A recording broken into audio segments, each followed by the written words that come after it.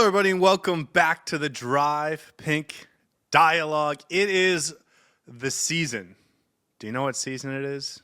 It's awards season. And so we're giving out a heck of a bunch of awards on this episode because that's just what we do here at the Drive Pink Dialogue. We like to give people awards. I'm your host, Scotty. I'm here with my co-host, Saur. How are you feeling on this fine evening, my friend? I'm still recovering from my, terrible bout of sickness, so I'm going to try and power through this. But what better to get me into the mood than a festive awards episode? Awards are my favorite thing. I really enjoy coming up with creative ones. I think you enjoy the same. It brings out a competitive spirit in the two of us, and it gives us a reason to reminisce about the entire season that has passed. So, what better way to kick off the Christmas season, the holiday season, than by culminating the season with awards? So I am ready for this. I've got some good ones in my bag. I hope you have come prepared, my friend, because it's going to be a hell of an episode.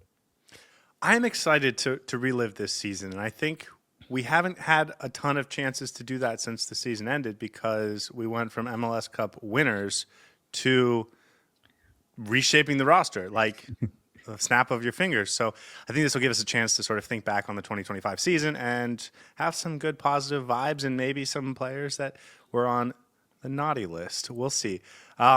Let's break down the rules. We did this last year, so if you wanted to go check it out, you can go find it.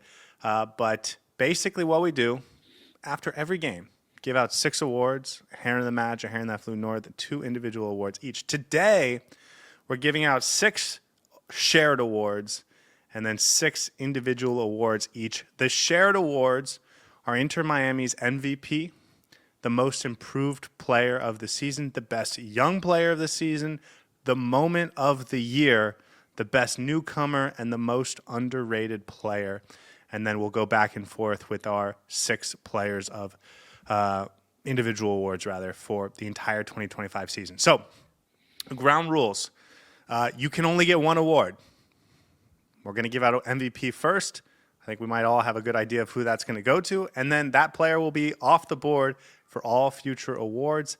Second, the only thing you had to do to be eligible for an award in this episode was to play a single minute for Inter Miami in the 2025 season. You didn't have to be on the field for the MLS Cup final. Any minute played at any point this season qualifies you for this list. And also, you have to have something interesting to talk about, and that's why you'd be getting awards. So other than that, I think we understand the guidelines. Any questions? We should contextualize by saying that recency bias is a thing. So we always try not to do that. This is the end of the season awards, and it's not just the playoffs. It's not just the regular season. It's not just the Club World Cup. It's the holistic performance of a player across the entire season. So we will try our best to judge players based on that, based on how they've performed throughout the season. So there may be some awards that you disagree with us. There may be some players that you feel very good about that I don't know if we give awards to. And if that's the case, forgive us, but that's the rules. We set it up, so maybe we are the ones to blame. But just would like to contextualize that before we get to be called fair, out in the comments. To be fair, we made the rules last year. So Yeah. don't blame us. Blame former us. We had nothing to do with it. Okay. Let's kick it off. I will say before we do, my awards, I'm pretty happy. You know, 'tis the season. I have 1 Christmas-themed award. I have 1 Jesus-themed award. You know, going into the Bible. I'm going into a Julius-themed award. So I'm really ready for this episode. I hope you are too. Let's get it started with the MVP of the season. Is there any doubts who the MVP of Inter Miami was in 2025? If there are any doubts, then you've been watching the wrong team because there is only one player who deserves this through and through. I think head and shoulders above. You know how when on Twitter somebody posts like really interesting statistics about this is the player who has the most number of assists in the last 5 seasons, and then it's like 27, 28, 29, 30, 31, 32, 33, and then at the bottom is the next best. I think Messi is so much further away from this rest of the squad that I don't even know if we need to spend more than 30 seconds on this. Lionel Messi, my MVP, Inter Miami's MVP, the playoff finals MVP, and also the MLS MVP. There is no reason to give it to anybody else. Leo, well done. Back to back MVPs in the Drive Pink dialogue. And I know this is your favorite award to win. So congratulations. Yeah, he's been winning this award a lot recently. Uh, his 2025 season, he had 68 goal contributions. If you look at all MLS players over the last 2 years, his 2025 season would rank fifth among all MLS players over the course of both seasons. And actually, it would be fourth because he's number one overall as well. Wins the MVP, 68 goal contributions, which is just unheard of for a player in this league. I mean, people talk about Carlos Vela's season where he had 34 goals and 15 assists as if it was sort of this unmatched, unparalleled achievement. That's only 49 goal contributions. Messi was 68. Now, I get that's across all competitions, not just the MLS, but like it is a wonder that this is even real.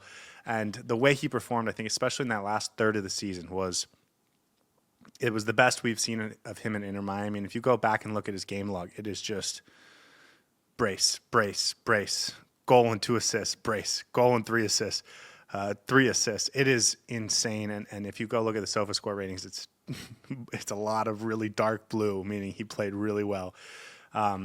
Just back to back to back to back to back. So, yeah, Lionel Messi, easy MVP. And I almost feel bad that we gave this first because now I don't know if we're going to talk about him for the rest of the episode, but he is so special that he probably should just be permeating throughout this entire episode. But alas, other guys deserve credit too. So we'll leave it there. Lionel Messi, 2025 MVP. And I know the Dry Pink Dialogue MVP is up there with the best of them in terms of MVPs. I would want to win the Dry Pink Dialogue MVP. I'm sure you would as well. So well done, Leo. Okay, let's move to the most improved player of 2025. And I think we went back and forth on who this should be and what the criteria really needed to be in this one because there's a lot of players that we felt better about at the end of the season than we did at various points of the season. And then we also went back to last year and we thought, maybe not the same level of player development that happened in 2025 as had happened in previous seasons. There wasn't a young player that sort of emerged from the academy to become a first-team player or anything like that. So we settled on Ian Frey because he is a locked-in starter for the MLS Cup champions. That's where he ended the season. And while I think we've always thought very highly of Ian Frey, you go back to January, he was still recovering from a meniscus injury. And he had never strung more than a few games in a row together. And so while we always thought the talent was there, the potential was there, the actual production was spotty because of the amount of game time he got. This is the first year of his professional career where he stayed healthy, normal amount of healthy for the entire season. And as a result, he established himself as a championship winning right back on a championship winning team. And was not the weak link on that team. It wasn't like he was being carried by the rest of his players. He absolutely belonged on that field. So when you think about where he came from and what we really knew for sure to where he is now, I think he deserves the most improved player. Yeah, this is an interesting one. And maybe we should mention a couple of other thoughts that we had who to give this to because it was a very close one. Rocco Rios Novo would be everyone's choice. I think Rocco has performed consistently really well across the season, so I don't know if I can call it an improvement. Tadeo Allende, I believe, had a phenomenal playoff run, which was honestly the biggest spike in improvement of form. But I think he also had a few dips that were quite awful to watch at times. And it was a bit of an erratic season from him. And as I said, we want to take into account the whole season and not just the recent performances. I think the biggest thing that made Ian Frey stand out was the level of consistency that he put in, the performance impact that he had compared to Cello Weigand. We saw games where Cello was getting completely rinsed by the wingers, and it was very difficult for Inter Miami to contain some speedy wingers on other MLS teams. And then you have Ian Frey come in, who, as you mentioned, was not a starter at the beginning of the season. He eventually got into it. He had to fight for his place. He had to prove that he can stay fit. So all the mental gymnastics that goes into staying fit, all the performances that he's had to put in. And we've played some tough teams because the East has had some really good teams this season, especially when it comes to wingers. And Ian Frey's come out on top in a lot of those performances. Starting right back, and I won't be surprised if he does the same next season. So I will agree with you. Maybe it's not the popular choice, but over the course of the entire season, Ian Frey, most improved, hands down. And I also think just we have to put ourselves back in our shoes back in January where we thought he was good, but we never saw it consistently. And now we have. And so, It was always about the potential, and now it's actually the production, which I yeah, think is exactly what this award is about. perfect. Okay, let's move on. Best young player. I will just say we decided on some of our other awards, and that eliminated some of the options for this. Obviously, Ian Frey, not an option after giving him the best young player. There's a couple other players that are going to get awards that took them out of the running for this award. So let's just maybe stop teasing it and just go with it. Matteo Silvetti, best young player. This is probably our 22 and under crop of players, with the guys that are still breaking into the first team or establishing themselves as first team players. And Matteo Silvetti, especially what he did in that playoffs, was so impressive. And you and I had to stop ourselves from talking about this kid because we were afraid to say outlandish and outrageous things. And then we watched the next game he would play and think to ourselves, man, we should have said those outlandish and outrageous things because he lived up to them 7 days later in his very next opportunity. So this kid's a talent. And as we go through the rest of these awards, we'll continue to talk about some really talented young players, but this kid I think is really something special. And it's an interesting case study because he didn't play much minutes in the regular season. We thought about Silvetti as a bench piece at the start of the playoffs. We didn't think he would warrant a start just because he hasn't embedded himself into the Inter Miami team. And then he has an opportunity because Luis Suarez gets suspended. Now, it's one thing replacing Luis Suarez. It's another thing doing well on the pitch. And it's a whole other ball game when you stake a claim to be a starter ahead of Luis Suarez in the rest of the playoffs. The impact was insane. It's not just about the talent level, the skill set, the finishing. It's also about the mentality of the player. At the age of 19, he had what, 2 goals, I believe, in the playoffs, a couple of assists, or 1 goal, a couple of assists in crucial moments at a time Multiple when the goals, entire, for sure. yeah, when the entire world was had their eyes on Inter Miami because of the Luis Suarez situation. Everyone who doesn't watch Inter Miami on a regular basis is looking at this player being, oh, who is this? Who's replaced Luis Suarez? And he just goes out and steals the show. And not many young players can do that.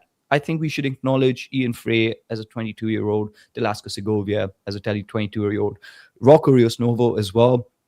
But this is a 19-year-old who had a tangible impact on our playoff run. And I think won every single Inter Miami fan over. You said it best. Form the team around Silvetti and Messi next season, and we could go so far in all the competitions. The sky's the limit for this kid. So congratulations to him. And I don't think there'll be too much debate when it comes to this selection. Yeah. Okay, next award, the moment of the year and the player that provided it. You guys know that I very much appreciated that Luis Suarez goal against Palmeiras. Will live in my mind forever. I think there was some incredible moments at the end of the LAFC second leg in the CONCACAF Champions Cup. I think going through in the League's Cup was a ton of fun. Chelo Wagon has a last-minute goal. Jordi Alba has a huge moment. I mean, there were really big moments this year. You go to the Porto game, both Messi and Segovia with goals in that second half that helped Inter Miami defeat Porto. Incredible moments. And then we looked at the playoff run, and it almost felt easy for much of the playoff run, where they beat NYCFC by 4 goals. They beat Nashville by a number of goals. There wasn't one defining moment that changed everything until the MLS Cup final, where there is a defining moment that changes everything, and it's the reason Inter Miami are MLS Cup champions, and that's because Lionel Messi, who is not eligible for this award, takes the ball off of Andres Kubas and then just pops it forward for Rodrigo de Paul, who takes a touch in the crucial moment with all the momentum against Inter Miami, takes it into the box and buries it past Takaoka. Inter Miami takes a 2-1 lead that they do not surrender, and because of that, Inter Miami wins the MLS Cup. I don't think there's really any argument. And actually, maybe we just discussed it for so long because we wanted to relive some of the fun moments. But I don't really think there's an argument at the end of the day. The best moment of the season, Rodrigo de Paul burying a goal in the 72nd-ish minute against Vancouver to help Inter Miami win the MLS Cup. Rodrigo de Paul, moment of the year. Big match, big moment, and big finish. It kind of is poetic that this goes to Rodrigo de Paul because that defines his run at Inter Miami so far. A player who's performed in moments that have been crucial, but none more crucial than the finish that he had to take Inter Miami to 2-1. The back's against the wall. Inter Miami fans are sitting in their seats, biting their nails, wondering what's going to happen. Vancouver has a shot that hits the post, hits the other post, goes out, hits the post again, and then rocks up Rodrigo de Paul. We talk about it every single day on this podcast. Moments win matches, especially in knockout games. That was the moment of the year. Nothing better than to win the MLS Cup. And that moment defined it and sealed our victory. So I will fight anyone who says there's another moment that rises above, because I don't think I felt more euphoric this entire season than when that goal went in, and also relieved. So for that reason, this deserves its place. I think there's an argument this is the greatest moment in Inter Miami history. Absolutely. So for sure, this is the best moment of the season. And it's the reason why we all got to celebrate this offseason as champions and not being frustrated and feeling like, oh, so close. Okay, next award, the best newcomer of 2025. Lots of interesting options. I think we spent a long time this season kind of bemoaning some of the signings that Inter Miami brought in. But here we are at the end, and I think we feel pretty good about a couple of them. Obviously, Rodrigo de Paul and Matteo Silvetti not eligible for this award because they've already received one, but Telasco Segovia, Tadeo Allende, Maxi Falcone, Rocco Rios Novo, some good players. Who do you think was best newcomer of the year? I think the course of the season actually really worked in favor for a lot of these players, and we watch them favorably now. I think Maxi Falcone, who could have been questioned and how his performance is impacted, done really well. Rocco Rios Novo, fantastic. Telasco Segovia, one of my favorite players in the team. But come on. Come on.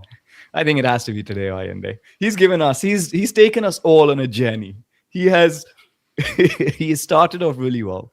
Scored a couple of really fun goals. We were like, okay, this player has a bit of a bouncy foot, but at least he can finish. And then he took us on a journey through hell. And he was like, listen, guys, I want to show you what poor football can look like. And everyone was begging Mascherano to drop him.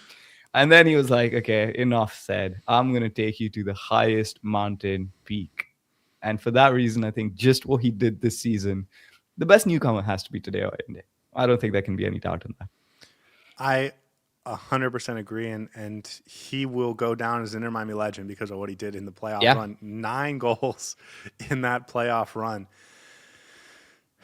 It was magical, and as great as some of the other players that came in this year were, the impact he had was unmatched. And so even taking into account the guys that we already gave awards to, like I do think his impact was greatest among newcomers. 24 goals overall, and just a fantastic signing. And I mean, we owe him the MLS Cup. We really do. And then our last individual award, the most underrated player of the 2025 season. Whew. This is a tough one. Tell me how you define this award. I think this is a player that has a potential, has showcased that potential, but for some reason, it's not recognized how much of an impact he is having on this team. it is a player who may not have got the minutes that he deserves, may not have got the plaudits, because players like Allende showcase their brilliance with moments of magic. Rodrigo de Paul showcases brilliance with moment of magic. But this was a player that quietly went about their way. And the intangibles of the game, or when you feel their absence the most, when they're not on the pitch, is when you actually feel like this is a player that we need there. So it's more of a player who you can't see his impact immediately, but when they're not there, that's when you struggle. And that's when you're like, damn, I wish this player was there. So that's how I would define an underrated player.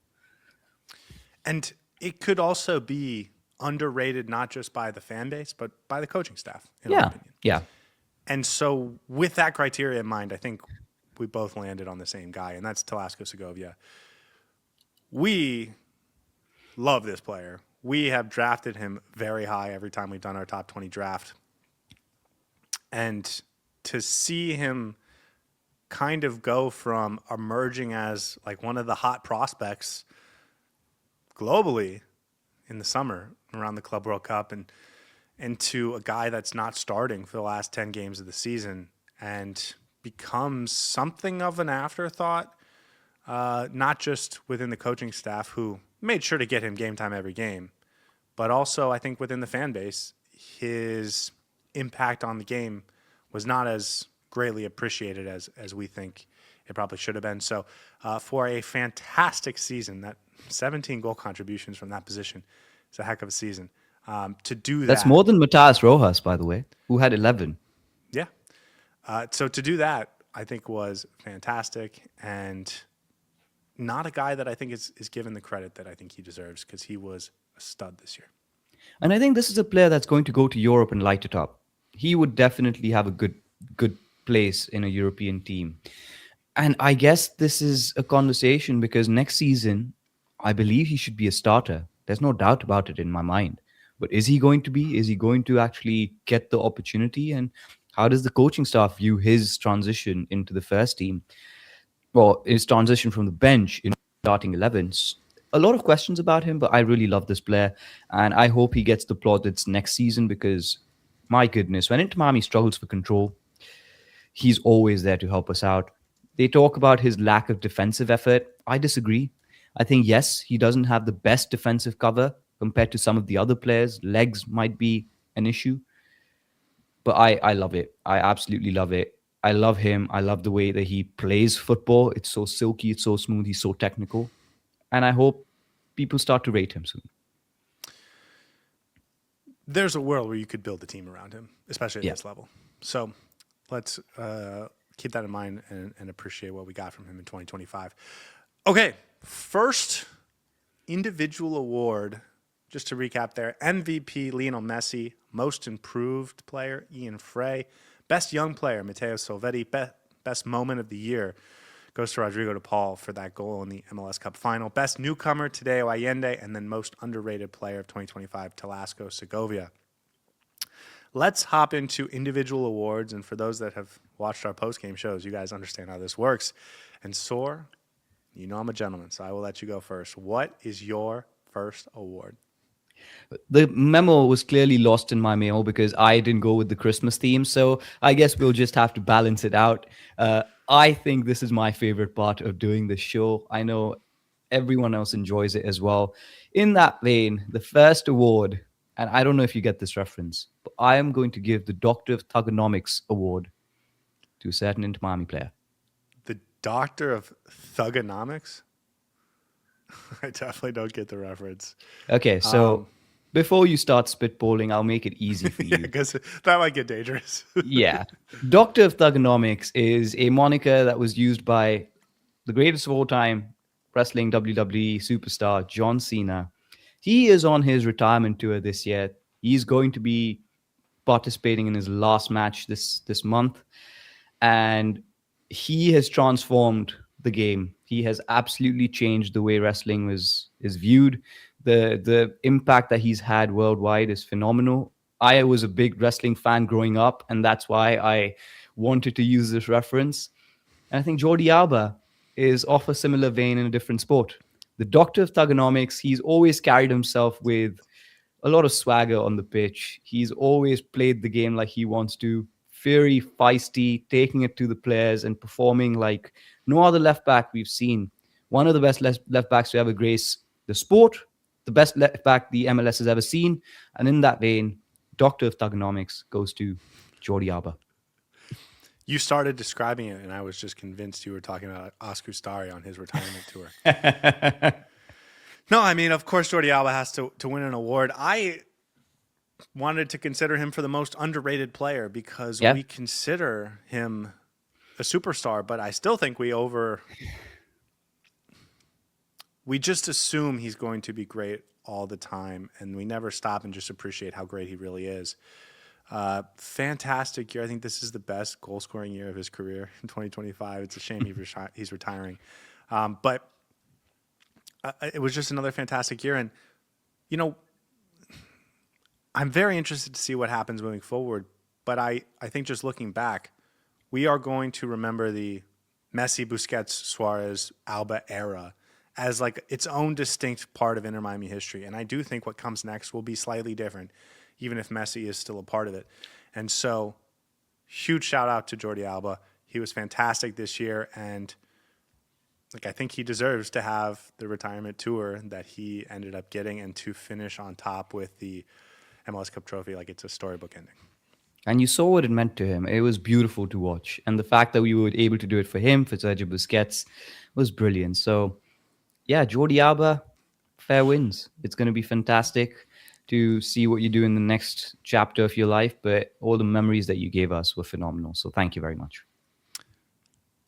You know, I'm just going to double down and I'm going to give the Professor of Thugonomics award. No, I'm giving the Heartbeat Award, but for a different reason than I normally do. The Heartbeat jersey, Inter Miami's first ever kit, and so I think it is a symbolic sort of catchphrase for Inter Miami. And so I often give it to players that have been or done something that I think is symbolic to the club and for the club. Not why I'm giving it this time, although I do think there's sort of a double meaning there. I'm giving the Heartbeat Award to Sergio Busquets because he was the heartbeat of our midfield, of our attack and possession, and of almost everything we did. We spent 2025 watching the games and then rewatching them so that we could talk about them the next day. And that means we watched every game twice. And in that second watch, almost every time, you see the impact that Sergio Busquets has on the pace of play, on Inter Miami's ability to do almost everything they want offensively. He really is the heartbeat. And in the few games where he is marked out or he's having a poor game or whatever it is, the entire team struggles. Really. Like it is so funny how many times we had a bad game and then we'd rewatch it and say, man, Busquets wasn't quite as good as he normally is. And that was the downfall of everything.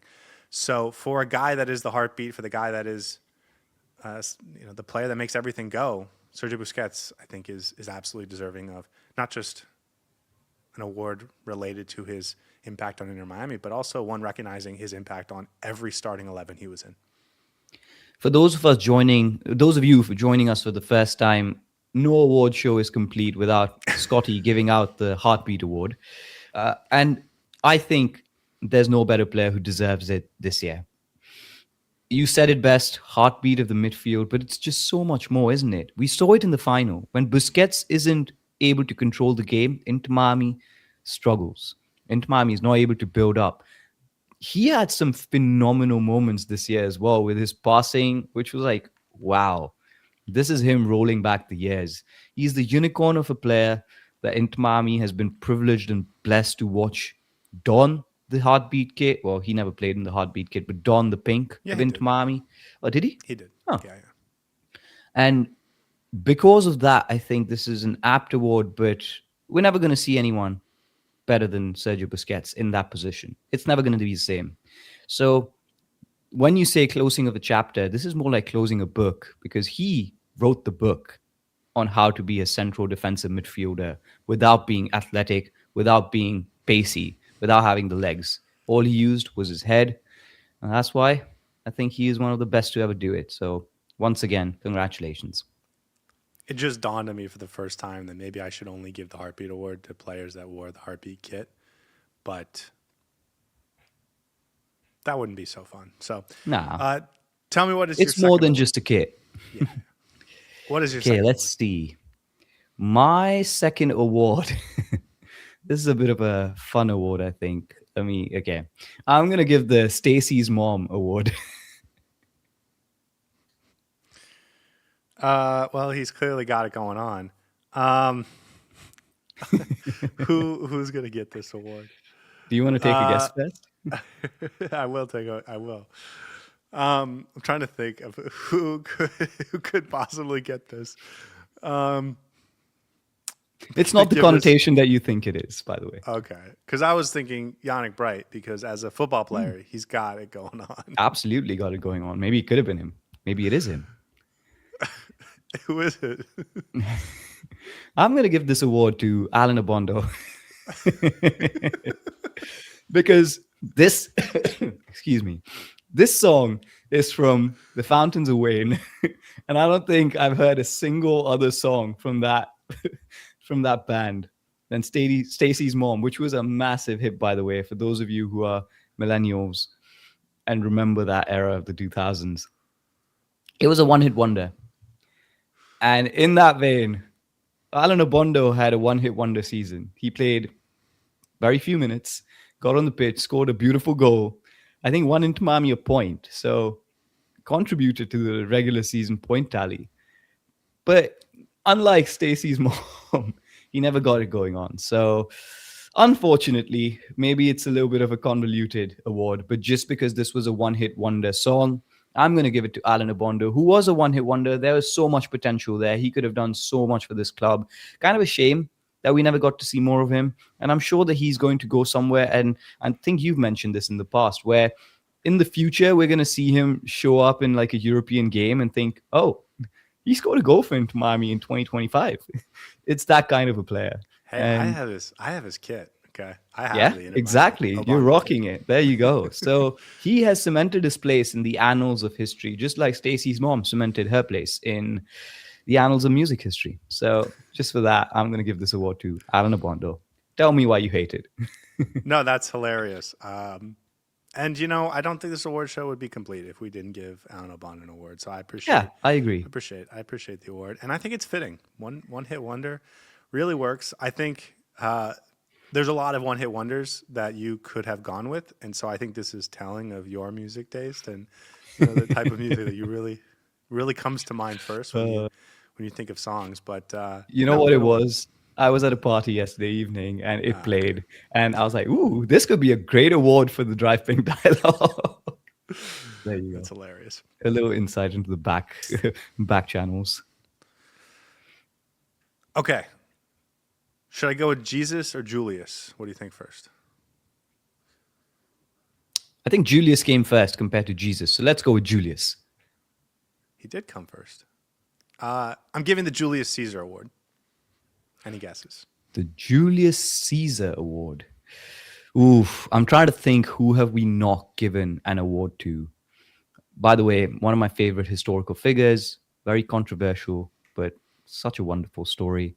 The Julius Caesar Award goes to Noah Allen, because he was the commander in the midfield that quietly went about his way this season and had a good season, I think.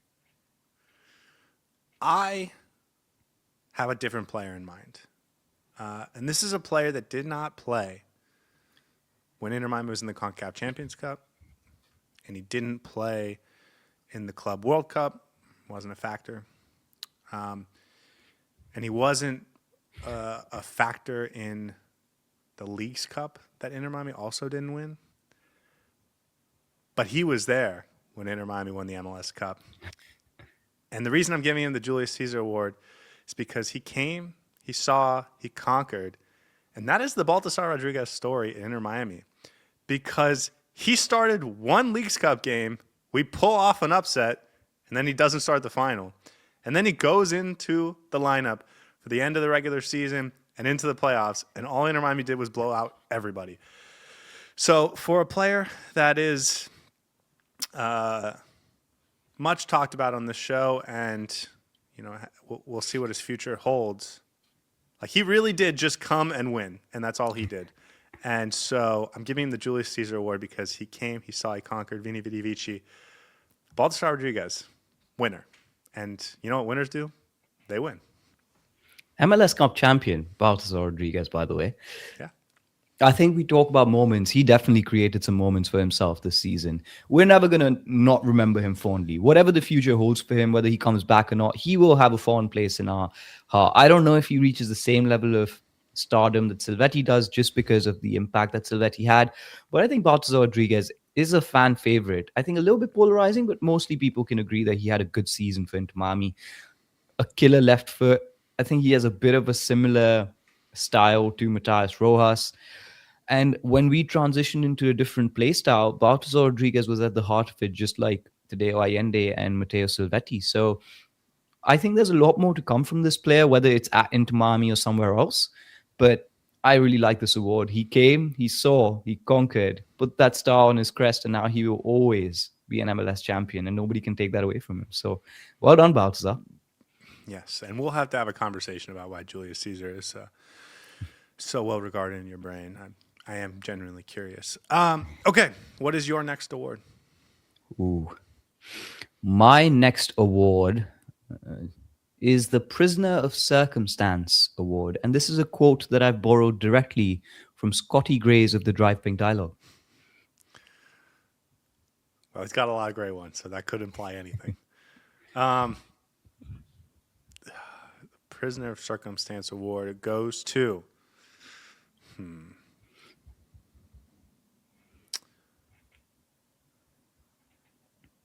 Rocco Rios Novo. Why would you say that? Because he was a prisoner for all the most important moments, and then he was finally unleashed, and he too came, saw, and conquered.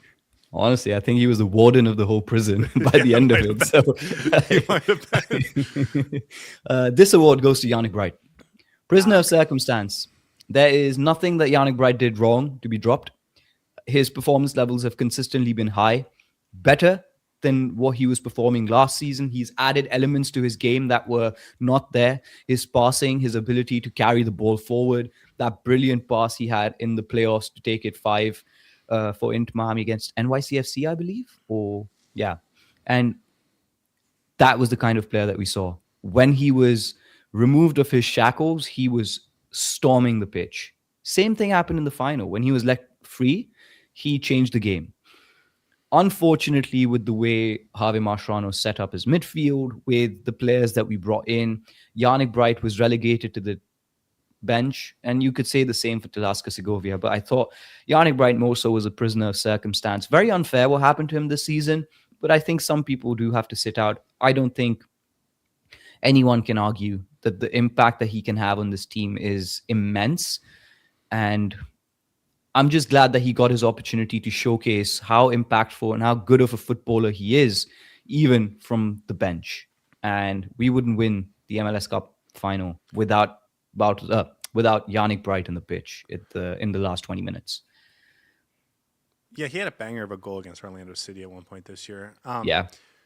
He has a unique skill set, and we talk about just unicorn type skill sets with Jordi Alba, with Lionel Messi, with Sergio Busquets, but Yannick Bright, as far as this team is concerned, had a unique skill set, and that was just an uncanny knack on how to win the ball. And when he wasn't playing, you kind of just wondered, why are we never getting possession? And then he would come on the field and just start winning everything. And you thought to yourself, oh, that's what we've been missing. So prisoner of circumstance, we didn't complain much because this team was getting ready to make a run for the MLS Cup title. But I think there was plenty of games this year, including huge games early. I'm thinking about that CONCACAF Champions Cup semifinal where if he was starting instead of Redondo, like those games may have gone a little bit differently. And so Absolutely. prisoner of circumstance, and I think he's been released since then, and I think we'll get a much more involved version of Yannick Bright moving forward. Okay, I am giving Okay, I must admit I was a little bit of a fibber earlier. I don't have a Jesus award, but I do have a biblical award.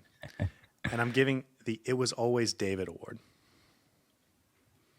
So I'm guessing this is the David and Goliath story from the Bible. This was a story of a small, tiny man taking on a giant behemoth and vanquishing the giant.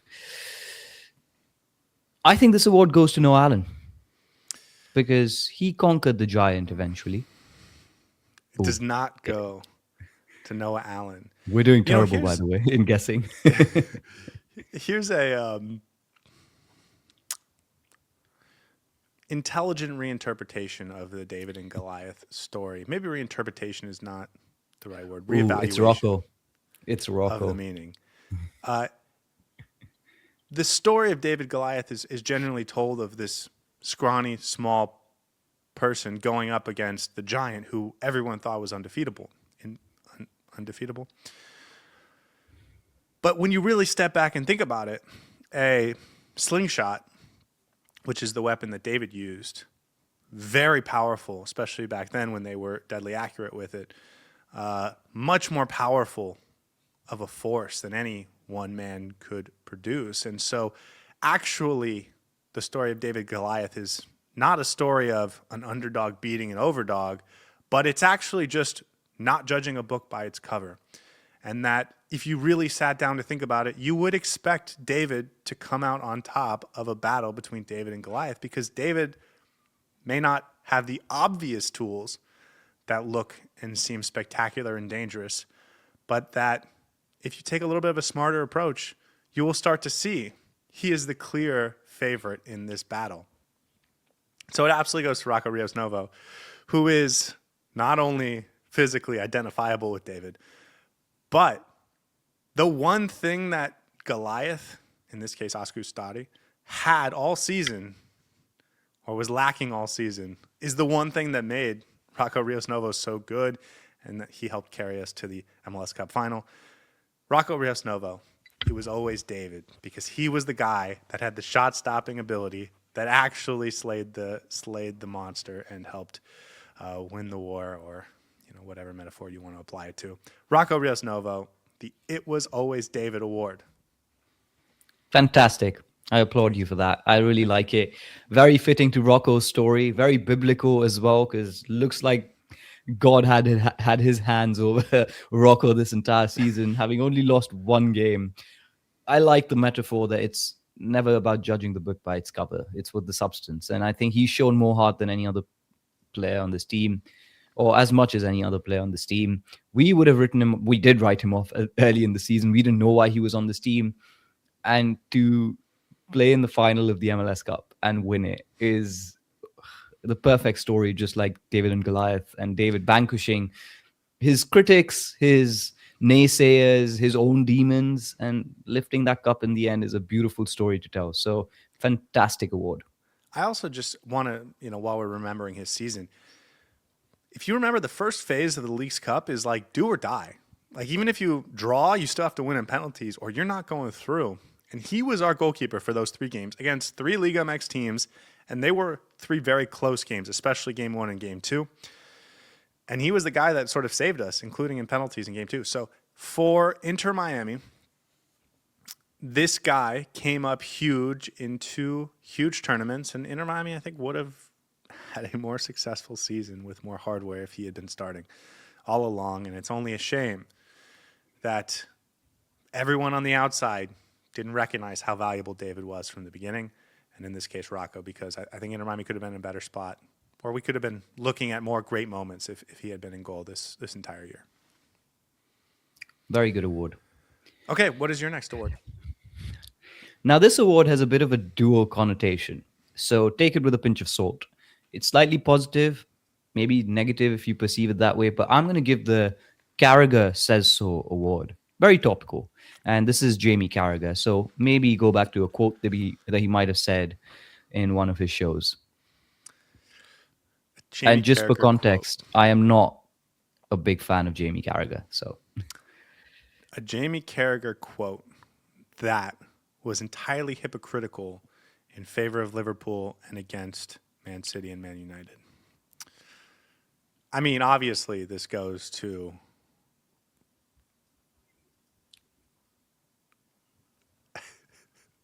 I don't know. You What got to is the think quote? of the undertones. The quote is leave the football before the football leaves you. Oh, okay. Oscar Star. Actually, that's not a bad shout, but there's a Liverpool Boom. connection Nailed here. it. So this Okay, goes perfect. to Yeah. Okay. this goes to Luis Suarez. And hear me out. This is not a criticism of Luis Suarez. This is something that I think might aptly apply to Luis Suarez because let's be honest, Jamie Carragher is not always right about what he says. He made this quote, I believe, in reference to Casemiro when he was playing for Man United. And I think since then, Casemiro's really bounced back. Now, there's a case to be made, and some people will argue in the chat saying Luis Suarez is done. He should leave football before football leaves him. But I think we need to recognize what he's done for this club. His season was by no means a failure. And it would be a disservice to what he did this season to say that it's time for him to hang up the boots. Yes, I would not argue with you vehemently if you say that he should retire. There's a case to be made. But I think if he can alter his game, maybe do some things to change his off-pitch behavior, he can still come back. Now, I don't know if that's true or not, and maybe that's the debate that we can have, but I think you shouldn't always listen to Jamie Carragher. And for that reason, I think we need to applaud what Luis Suarez did this season. And yes, the football may have left him. And yes, he may be leaving football, not sure. But there's more to this. And I think we should appreciate what he did for us in this entire season and for the 2 years that he's been here. So this award goes to Luis Suarez. Yes. I am the Luis Suarez defender of this duo You on the Drive Pink Dial. surprising that I gave this award. I think I've rubbed off on you a little bit. I think I've rubbed a little bit of Christmas cheer into your Luis Maybe. Suarez thought. No, I just think you have to recognize greatness when it's there on the pitch, at least. Yeah. And even when even as, he had moments where you thought, man, this is not what it used to be. Like, you could still see the sliver of greatness. And it was like, it wasn't quite coming off the way it used to, but it wasn't like he was an average player. It was like he's a great player that's not quite doing the thing he wants to be or thinks he should be doing. And that, I think, in and of itself is like kind of telling about how great he has and has always been. I still think he had a great year. Maybe not by the standard he set for himself. But if that's the only way we're going to judge people, then like that's a high bar for a player to match. And he finishes with 34 goal contributions, played a ton of minutes. Javier Mascherano really kind of ran him into the ground. Didn't play a formation that I think was best served to maximize what Luis Suarez was. And then, of course, I think Luis Suarez had some moments I think he'll want back. But like if you think about the moments he'll want back, if he converts on them, we're actually talking about him having a substantially better season where we're talking about 40-plus goal contributions. And like that is the elite of the elite. It's not that the difference between the moments he wants back and doesn't. That's the difference between elite and just really good, not really good and sort of average or average to below average or whatever. Yeah. So, like, I get our brains are still triggered by what he did in 2024, but if you just step back and look at it, he still was hugely impactful in 2025, and I will never forget his moment against Palmeiras. So, Oh my God, you and your Palmeiras moment. We'll We'll always have Palmeiras. Palmeiras. Yeah. Fair enough. All right, take us to the next one. I'm going with the Dream Chaser award. Remind me, we can still give awards to players who are no longer on this team but have played even 1 minute. I think this either goes to Federico Redondo or Benjamin Kromaski. I'm going to say Benjamin Kromaski because he went out on loan and he wanted more minutes. Well, so did Redondo, but I think knowing you want to give it to Kromaski. So I think you're going to give it to Benjamin Kromaski. Just trying to sneak one by you there. Yeah. You caught me. It is absolutely Benjamin Kromaski. Listen, one of the things that I think Inter Miami fans can and should be proud of over the last couple of years, regardless of everything that is sort of frustrating or hypocritical or you know, frustrated, maybe frustrating is the best word, about the club, cynical. Like, they have taken young men that are really good at this sport, help them become even better, and then let them chase their dreams, which is in Europe. And we saw it with Diego Gomez. We saw it with a number of players that Inter Miami has done right by to get them to the next level. And Benjamin Kramaski was one of them. And this is, the original Golden Boy award. And now he's the dream chaser for Inter Miami because he's out in Europe doing his thing and trying to, fulfill the dreams that I'm sure he's had since he was, 4 years old. And Inter Miami helped make that happen. So he also had just one performance off the top of my head against Columbus. I think we won 5-1, maybe 5-0, and he was just fantastic in that game. His season, just thinking back, it was tough because Inter Miami didn't play a 4-3-3, which is where he would fit best in. We kind of shunted him out to be a winger at times, and in the few games he played in central midfield, he was really good. So, I think he did everything you could want at Inter Miami. We saw he had some comments about the MLS Cup final and how he's watching it and how he was so happy for all the guys and that he's going to have to come back one day and do it again because he really wants that at Inter Miami. So, I think this guy's going to be a Heron forever, and I'm just excited that he gets to go chase his dream, and I hope he fulfills it, and I hope Parma is not the last stop on his journey to greatness. Yeah, we're going to be eagerly watching what he does. I am rooting for this kid. He is brilliant. There's so much that he has to offer, and the sky is the limit for him. I think it was the right time. He would not have got the minutes at Inter Miami, and if he has the dreams, he should go out and chase them. He had his start recently for Parma for the first time, I believe, or got the first minutes for the team, and I think this is just the start for him. The Golden Boy, the Heartbeat 2.0 award, the Dream Chaser, all apply to him. And I really liked how he behaved with regards to the MLS Cup final as well, rooting for the team.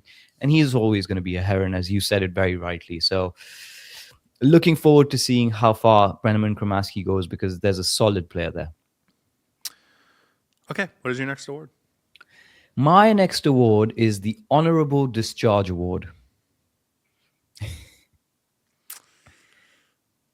See, now I think we're talking about Ustari. The Honorable Discharge Award goes to... You're really hung up on his story. Well, I'm just thinking about players that aren't going to be back because they're going to hang it up. And we've already given one to Suarez, Busquets and Jordi Alba. And so that just leaves Ustari. The Honorable Discharge goes to... Cello Weigand, because he did his job and he did his duty and he did his service, and now it's time to be discharged into the wild again. If you remember this episode last year, I gave the 21 gun salute to a player, and I gave that award to Robert Taylor for his long-time service to Inter Miami and for what he did for this club in its inception. In similar vein, I think it's important to recognize the services of somebody who's been at this club for the longest time, Ryan Saylor. He is no longer a Heron. He is officially out of contract here. And I think we have to recognize that goal he scored in preseason was the best moment that he had for Inter Miami. And it's just a shame that Javi Mascherano never recognized his talents as a striker because he could have done so much. No, he did exactly what he was supposed to do. He was a soldier for this team. Every time he was called upon, he did a job. And it was never pretty. It was unselfish. It was thankless. And yet he went about his work the way soldiers do. And sometimes you need those players in this team. I wouldn't be sad if he comes back, actually. I wouldn't mind it. Because sometimes you need players like him who can plug and play when you need them to. But yeah, just to recognize all that Ryan Saylor has done for this team. Again, another one of those OG Herons. And it's an end of an era, man. Alongside Busquets and Alba and maybe Weigand leaving as well, since you so rightly put it. I think Ryan Saylor is an end of an era for Inter Miami. The original crowd. I think that was beautifully said, and it's a beautiful award, and it's totally fitting. And I don't think I could say anything better. But Ryan Saylor, you a real one, and You really are. thank you for your service. Okay, my next award is the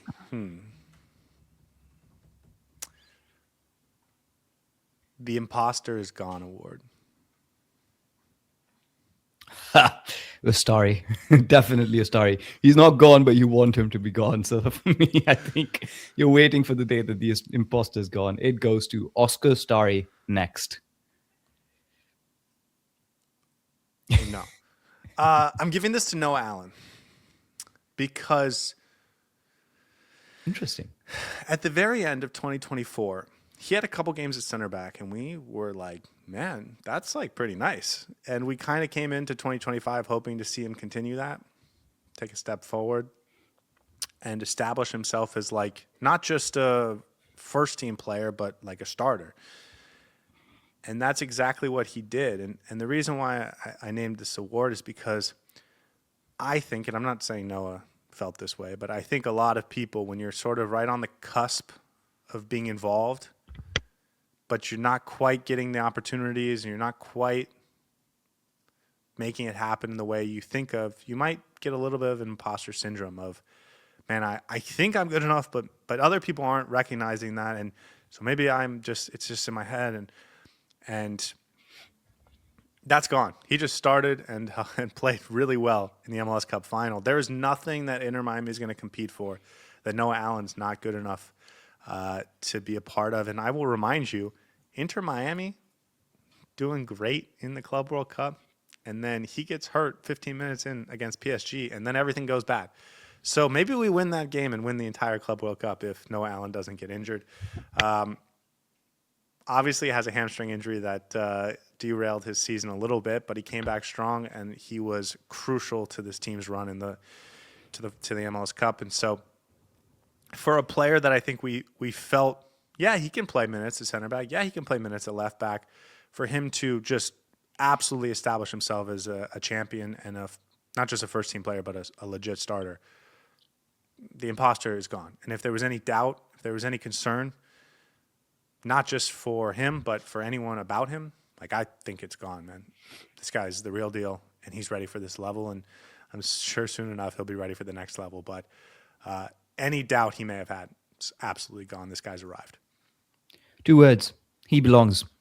As simple as that. We talk about Inter Miami keeping clean sheets in the playoffs, not conceding from open play. There were 2 players at the heart of that. One was Maxi Falcone, the other was Noah Allen.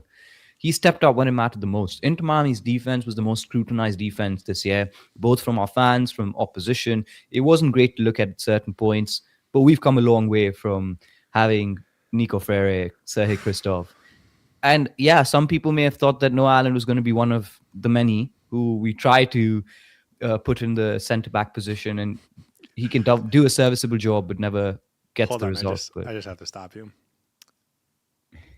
Sergei Christoph, Nico Freire. We've come a long way from Amy Mabika and Chris McVeigh and Damian Lowe. That's where we've come a long way from.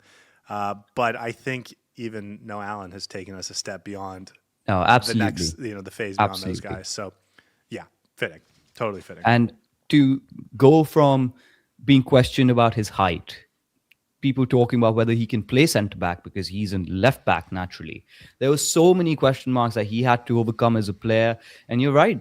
These imposter thoughts would go through his head as well, listening to the noise outside, but he's just shut it all out and he's performed admirably. And he's done the best job that we could have asked from a centre back at Inter Miami. That's win us the MLS Cup and not concede that many goals. So well done to Noah Allen. I also just want to remind everyone, when the opportunity came early in the season, you know who they put that shoulder band on? Noah Allen. Noah Allen. So, great season from Noah, and gets a new contract and everything. Like, absolutely deserves it. And I think now playing international level football as well. Yeah, we're both looking forward to seeing what he's going to bring in 2026. Huge. Okay, what is your next award? I believe this is my final award. So I will try to make it an epic one, but no promises. I am going to go with Feeding the Hunters Patience Award. Feeding the hunter's patience. Who is a hunter on this team? Did we give an award to Fafa Picault?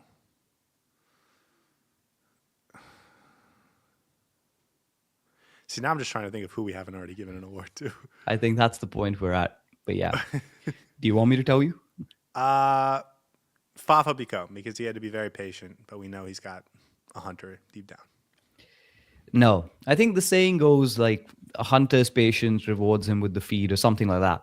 The only hunter on the team is Maxi Falcone. He has been hunting his prey in that back line against strikers for the last 6 months. You know, the juxtaposition is so funny because we can maybe talk about Lujan here. I don't know if you have an award for him, but you can genuinely tell the difference. Gonzalo Lujan tries to step up, go chase the target striker, get into the midfield, harass the player, leaves a gaping hole behind into Miami concede. Every single time he's done that, that's happened. Maxi Falcone is patient, he's cerebral, he's smart, he's like a hunter. He looks for his moment, he harasses the striker, he makes sure he's stuck to them, and he's on a hunt.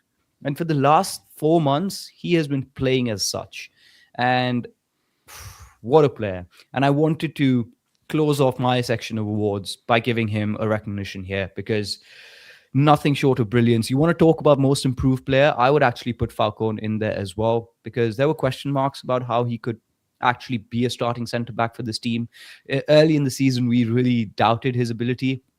But my goodness, he stepped up and stepped up how Inter Miami would not win the MLS Cup without Maxi Falcone on the other side of the pitch. As much of a contributor as some of our forwards. So needs to be recognized with an award. And I think a hunter's patience defines him beautifully because he's not just a brain-dead defender that's going to be aggressive. He picks his moments. And that's what I love about him. Yeah.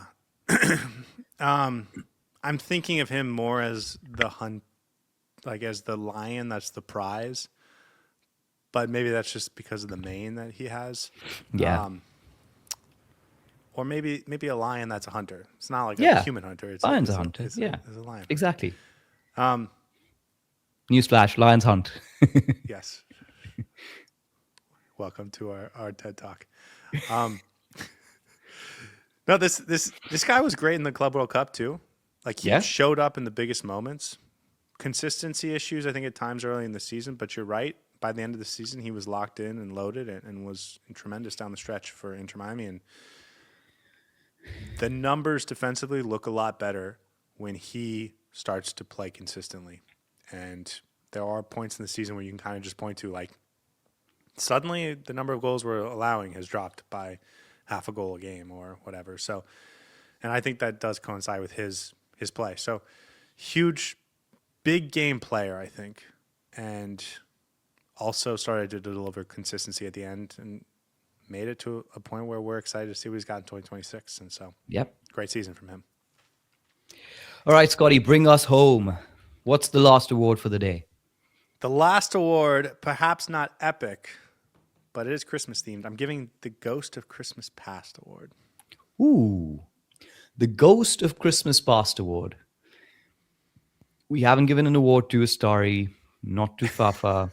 Did we give one to Baltazar? I did give one to Baltazar. I think this goes to Federico Redondo because he's going to look back at his time at Inter Miami and think about what could have been. And the ghost of Inter Miami's past is going to haunt him a little bit because he underdelivered. So Federico Redondo bringing us home with the final Christmas-themed award. Thank you, ladies and gentlemen, for joining us. The Ghost of Christmas Past, a Christmas tale about your past, your present, and your future. And I think those are three very different things for Toto Aviles.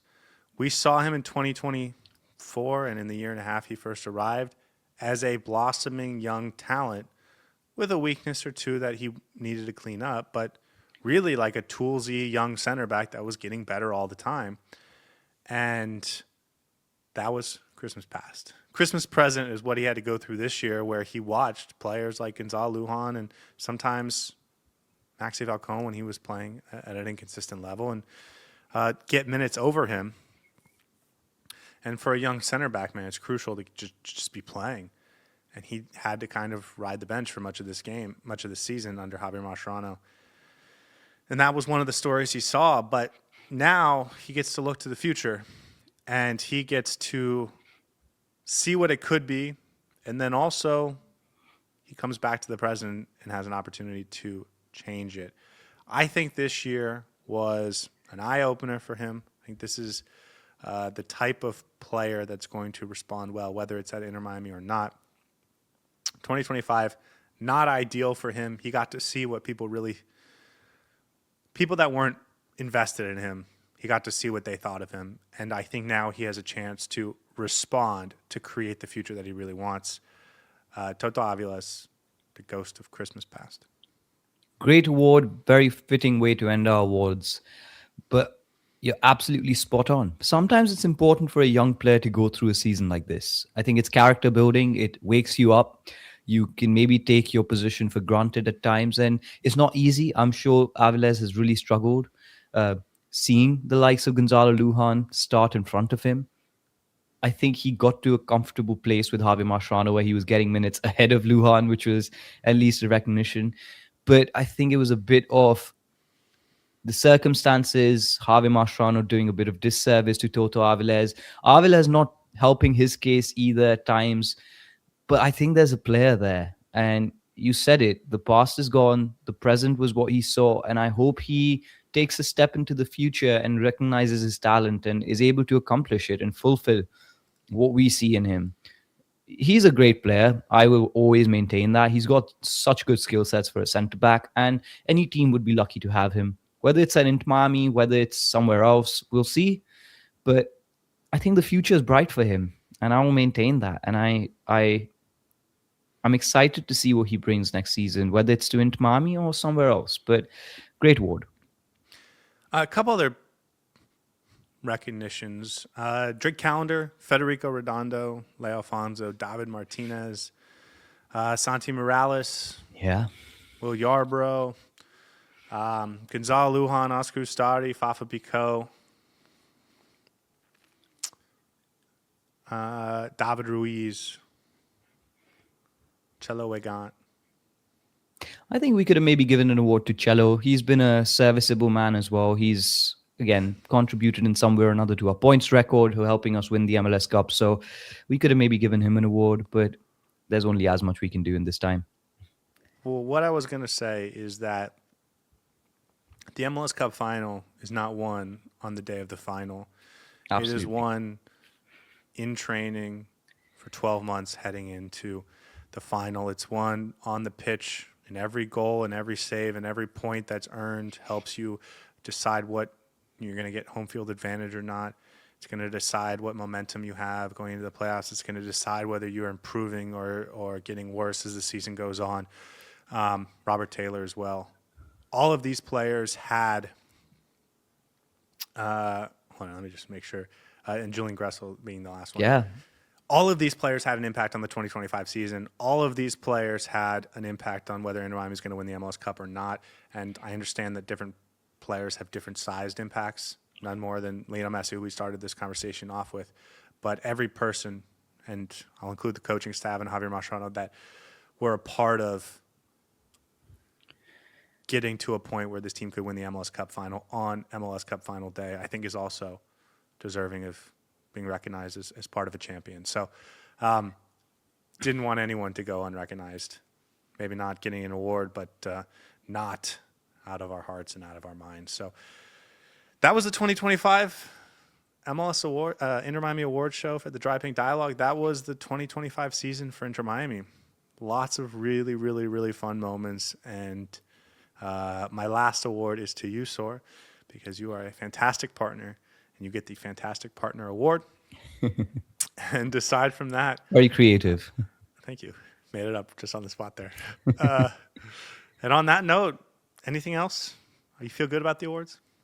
I do feel good about the awards. I think it was a very fitting episode. And we can maybe end with a Christmas pun. And that's a wrap on our 2025 season. So to bring it home, just wanted to mention that. But yes, I am very thankful for having been through this with you, with every single person who watches us, and it's been a fantastic season. On to the next one. And if we don't see you beforehand, I just want to wish everyone a Merry Christmas and a Happy Holidays. And we will see you guys next time. Until then, have a lovely evening. Hey everybody, thanks for tuning in. Do us a favor and hit that like and subscribe button. Since our first viewer, sharing this with you all has been the very best part. So from the beginning until the end, thank you for being a part of this and have a wonderful day.